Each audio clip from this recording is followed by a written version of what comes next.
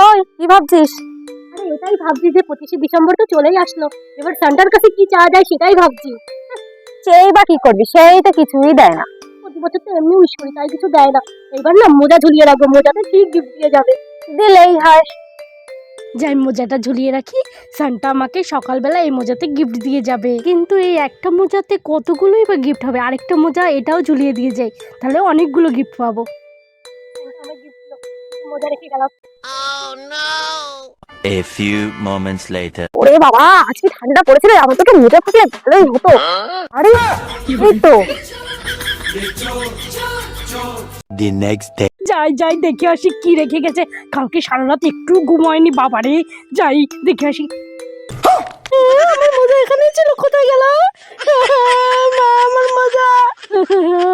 Shanta gift না দিয়ে আমার মোজা নিয়ে চলে গেল। আবার কি হবে, আবার কি ঠান্ডা